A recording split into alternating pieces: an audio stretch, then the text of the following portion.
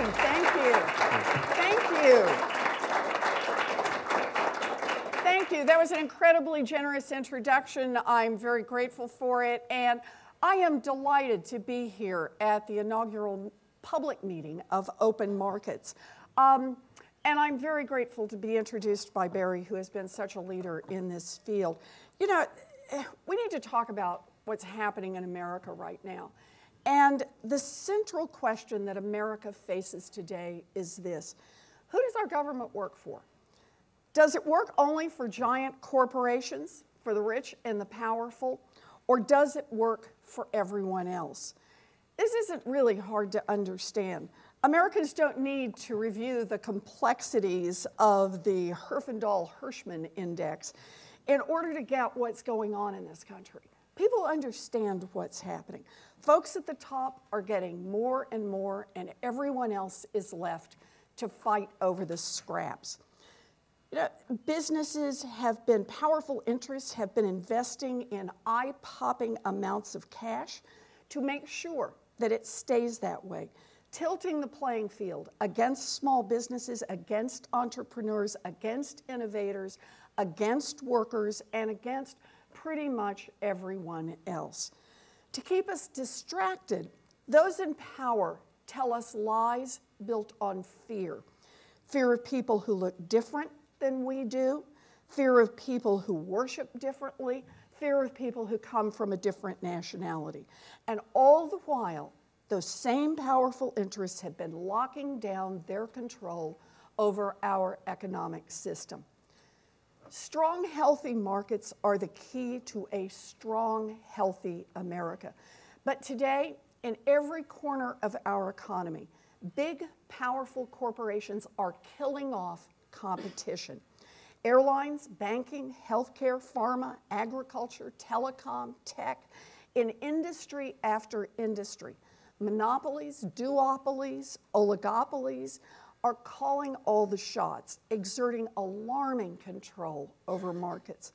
And the results are devastating. When those giants kill off competition, we know what happens. Prices go up, quality goes down, and jobs are eliminated. But that's not all. Massive consolidation means that the big guys can lock out newer, smaller competitors. It means that the big guys can crush innovation. It means that the big guys can muzzle ideas that they don't like and voices that they don't like. Studies show that consolidation even contributes to driving down wages and driving up income inequality. Concentrated market power also translates into concentrated political power, the kind of power that can capture our government. And that is exactly what is happening now, as President Trump and the Republicans in Congress bow to power and influence of these industrial giants and financial titans. You know, Donald Trump used to talk about the danger of monopoly, but that talk pretty much disappeared once he became president. Once he took oath, he began stacking his administration with a who's who of former lobbyists, Wall Street insiders, and corporate executives committed to tilting the scales even further in favor of their powerful friends and against everyone else. Just days ago, the GOP Congress handed out a giant tax giveaway to Wall Street corporations and the super rich, leaving working families and college students to pick up the tab. To rebuild an economy that works for everyone and not just the big guys, it is critical to reduce concentrated power in our markets. The federal government has the tools to do it. Congress handed antitrust enforcers those tools more than a century ago. But those tools have been sitting on the shelf for decades, gathering dust. Antitrust enforcers placed those tools on the shelf when they adopted Chicago school principles that narrowed the scope of antitrust laws. They moved away from the goal of protecting competition. It is time to demand that antitrust enforcers pick up those tools, dust them off, and start enforcing the law again. How about that?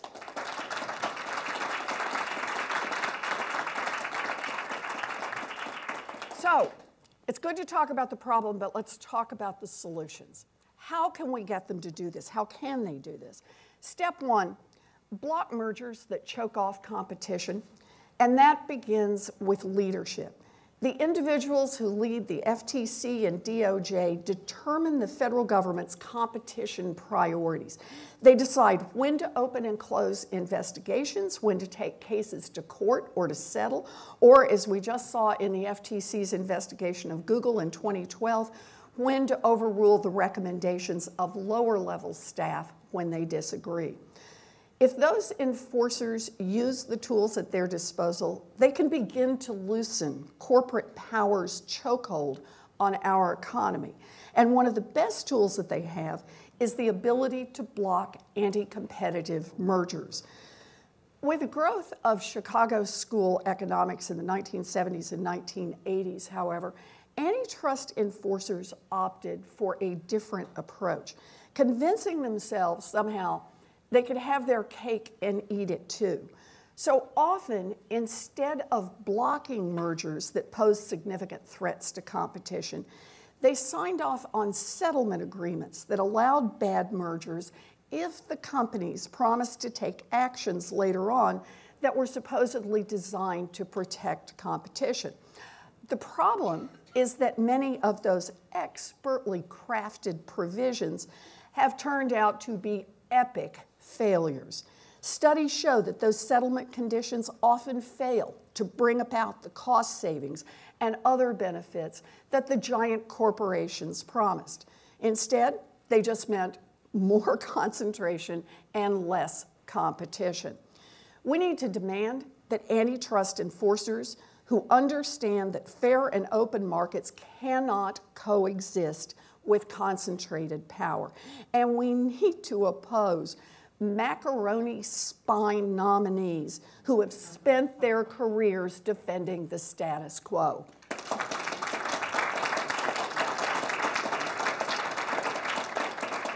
If we're going to begin a new era of antitrust enforcement, we need to demand a new breed of antitrust enforcers. We need enforcers with steel spines who will stand up to companies with the best-dressed lobbyists, the craftiest lawyers, and the highest-paid economists. Enforcers who will turn down papier-mâché settlement agreements and actually take cases to court. Enforcers who will say no to bad merger after bad merger until giant corporations get the point. In America, we believe that everyone should have a shot at the American dream, not just the biggest and most powerful. That should be our starting point.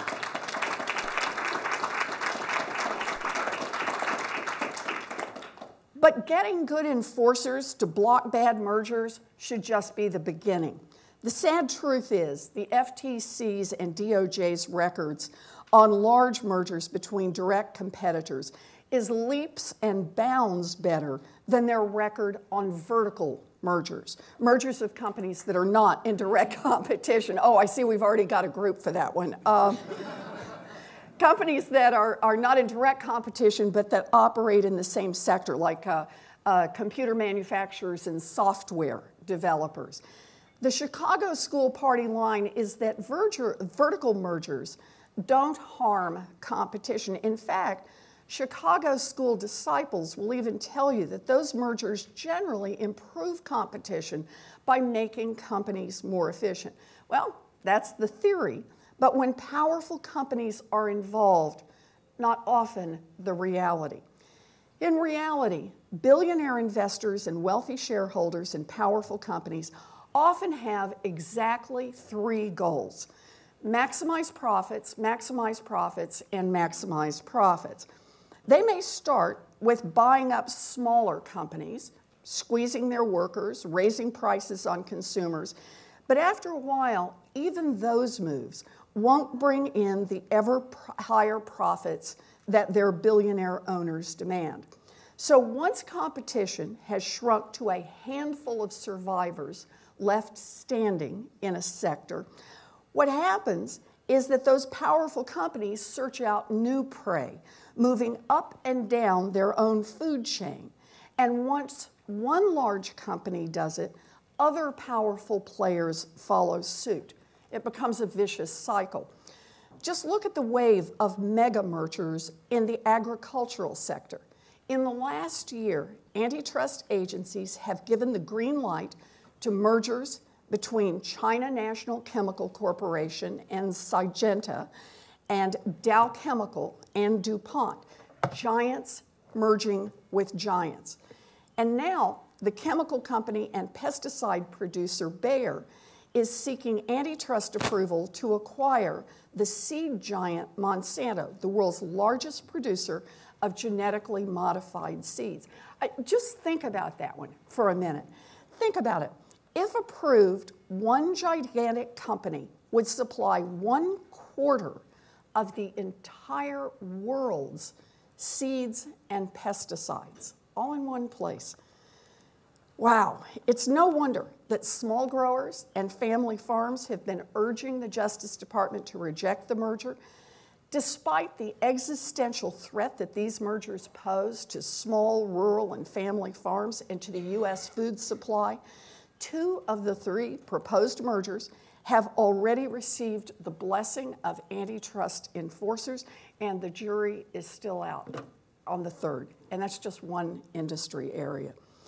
To revive competition in our economy, vertical mergers, particularly mergers in already concentrated industries, should be viewed with the same critical eye that's needed for mergers between direct competitors. And that's why I'm glad that the Justice Department has filed suit to stop the AT&T and Time Warner deal. By bringing together one of the nation's leading content distributors and one of the world's largest TV and entertainment companies, this merger invites higher prices, fewer choices, and worse service for consumers. At the same time, the Justice Department's move rings alarm bells. The president's attacks on our free press have cast a cloud of suspicion over the decision to block the merger. It's essential that the courts and the public approach this case as they would any other, based on the law and the facts, and not on President Trump's repeated efforts to punish his enemies. I'll be honest, I am deeply worried about the antitrust division under President Trump. And that's why I took a very close look at Macon Delorme, the President Trump's choice to lead the division. And what I found only increased my concern. It turns out that Delorme has a long record of convincing the FTC and the DOJ to greenlight bad mergers. His background as a loyal supporter and counsel for President Trump was also very troubling. The president has not been shy about his willingness to use his power against individuals or companies he doesn't like. President Trump has made it clear that he expects his agency heads to blindly obey his orders, and Delorme is no exception. While DOJ's action on the AT&T Time Warner merger is a good step, one case alone does not prove that DOJ will be the strong antitrust enforcer that America needs. There will be many more tests in this administration. Just a few days ago, CVS and Aetna announced that they plan to merge, less than a year after the DOJ blocked Aetna's proposed merger with Humana. There is already increasing concentration and decreasing competition in the healthcare industries, which has left Americans with higher medical bills and lower quality of care. It's critical that DOJ scrutinize the proposal and stand ready to take necessary action to defend competition. We need more, a lot more, antitrust enforcement so that the giants get the message that they can't use mergers to stomp out competition. That's our job. The failure of public officials to prevent anti-competitive mergers has been a big part of the problem, but it's not the only problem. We also need step 2. It's time to crack down on anti-competitive conduct.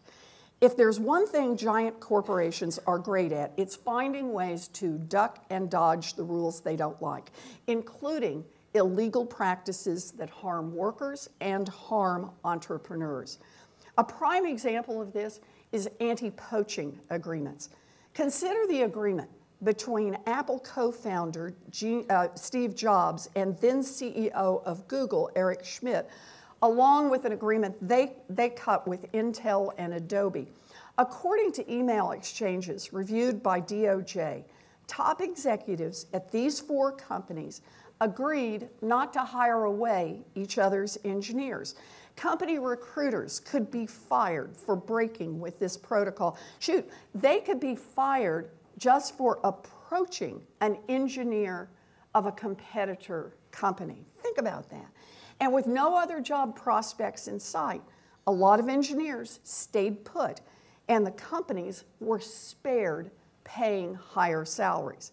In fact, the CEOs also shared confidential salary information so that they could actually drive down wages in the industry. Federal regulators settled that case several years ago, but these kinds of collusive no-hire agreements are still hiding in plain sight in companies all across America.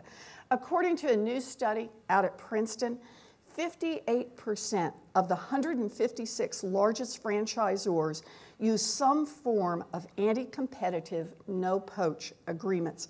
As of last year, none, not one, of the nearly 2,000 Jiffy Lube franchises could hire an individual who had worked within the last 6 months at other Jiffy Lube franchises.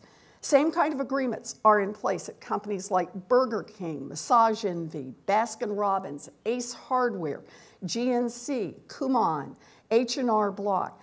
These agreements, which affected workers in 340,000 franchise units, were especially common in low-wage and high-turnover industries, such as fast food. I want you just to think about that for a second and what it means for someone.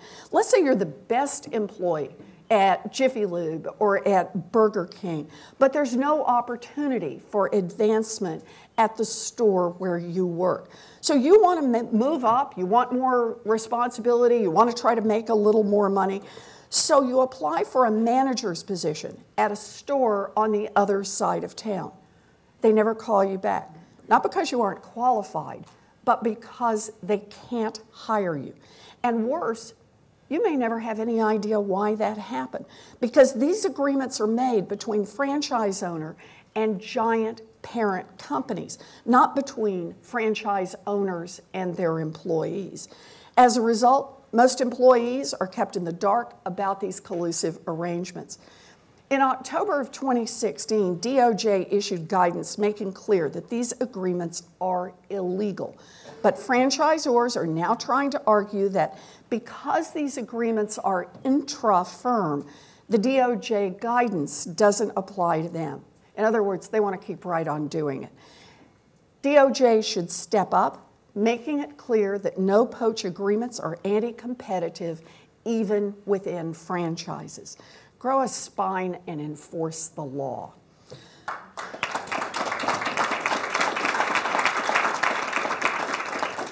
No-poach agreements are a reminder that corporate concentration not only affects consumers by limiting choices and driving up prices, it also affects workers who can't get the salary they would otherwise be able to get in a competitive economy. It is time to hold those corporations accountable for these competition-killing practices. And let's be clear, holding everyone accountable means everyone. The investigation into Russia's influence in the 2016 election has exposed how influential giant tech platforms can be. There is no exception in antitrust law for big tech. It is time for antitrust enforcers to start looking critically at the ways in which massive amounts of data can be manipulated in ways that choke off competition. Okay, step one. Push back on mergers. Step two, enforce the laws against anti-competitive activity. Step three, We got to get everyone in the game. Sure, DOJ is law enforcer in chief, but all government agencies should defend competition. The Defense Department provides big dollar government contracts to private sector companies that build planes and provide uniforms and countless other supplies and materiel. The Food and Drug Administration designs rules that determine if, how, and which drugs can enter the market. The Fed and the FDIC oversee financial markets to make sure that banks don't grow too big to fail. Each of these agencies has enormous power to influence competition. The FCC illustrates what happens when those agencies ignore their mission and misuse their power. Giant telecom companies fought hard against many of the public-centered rules championed during the last administration. And now they're trying to execute a corporate takeover of the FCC. Their point man is Ajit Pai, President Trump's pick to chair the commission. Since taking over as FCC chair, Pai has worked to roll back rules to make it easier for giant telecom companies to become even bigger and even more powerful. The FCC's recent proposal to roll back net neutrality rules is another example of how the Trump administration is tilting the playing field toward big corporations. Next week, the FCC will vote on a proposal introduced by Chairman Pai to repeal net neutrality rules that were put in place in 2015, rules that had overwhelming public support. Ending net neutrality doesn't serve the public interest or benefit American consumers. It benefits exactly one group, a handful of giant companies that want to block, filter, or charge more for what we do online. The decision also has the potential to make vertical media consolidation like the AT&T Time Warner deal even more dangerous. But that's not the only problem at the FCC. Take the proposed merger of Sinclair Broadcast Group, the largest TV station owner in the United States, merging with Tribune Broadcasting, another large TV station owner. David Smith, Sinclair's executive chairman, is a big shot Republican donor who aggressively uses his local stations to promote his own political views. He threw in with Trump during the 2016 campaign, and he used local news stations to plant pro-Trump stories. Jared Kushner even bragged about reaching a deal with Sinclair to get more positive coverage of Trump during the campaign. Well, that deal has paid off in spades. After the election, Smith met with Pai to discuss FCC rules that prevented Sinclair from acquiring Tribune, and Pai immediately got to work to help pave the way for a merger that, if completed, would give Sinclair access to over 70% of American households and a chance to quietly pump his own brand of right-wing politics into local news programs in nearly 3 out of every 4 homes in America. This is downright scary. A free and independent media is powerfully important to the survival of democracy, and the FCC is now on the verge of trashing the independence that we all rely on. The way I see it, the fight for stronger competition is similar to the fights over healthcare or tax reform or the other big issues that we're now debating in Washington. At their core, these fights are about what kind of a country we're building, one that works only for the wealthy and the powerful, or one that works for all of us.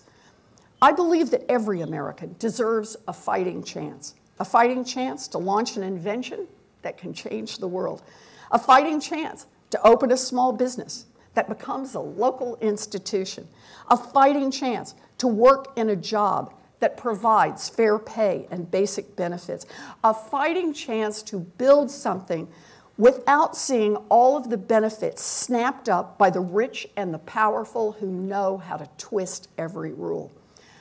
I believe that competition is worth fighting for. I believe that competition makes markets and this country stronger.